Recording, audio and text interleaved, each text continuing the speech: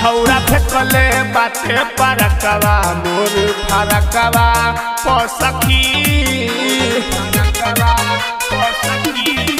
छौरा फेंकले बाटे परकवा मोर फरकवा पसखी। दौड़ा ले आवत रहनी घटवा पसखी। दौड़ा ले आवत रहनी घटवा पसखी। छौरा फेंकले बाटे परकवा मोर फरकवा पसखी। छौरा फेंकले बाटे परकवा मोर फरकवा पसखी।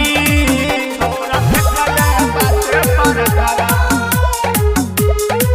छौरा फेंकले बाटे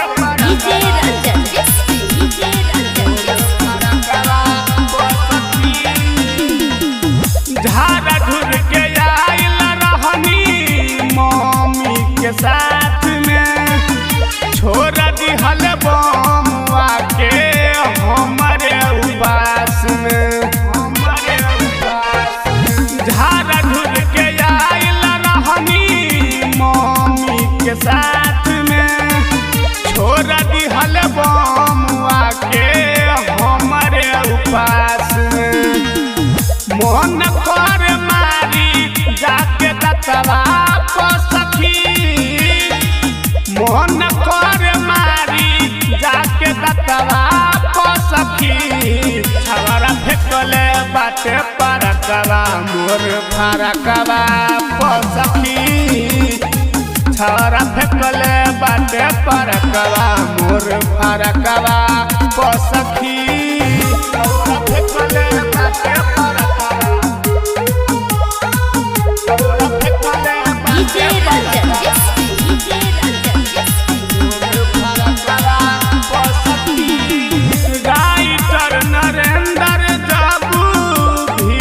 हमरा आयल जरल फराक लेके मानवा लगाइल।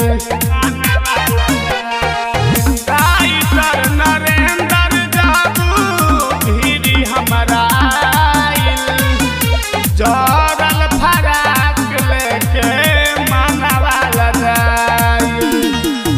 रामन जी संगे रहे घटवा पसखी।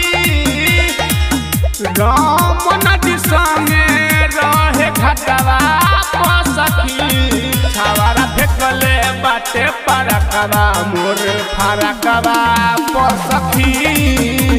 छौरा फेंकले बाटे परकवा मोर फरकवा पसखी। मोर फरकवा पसखी।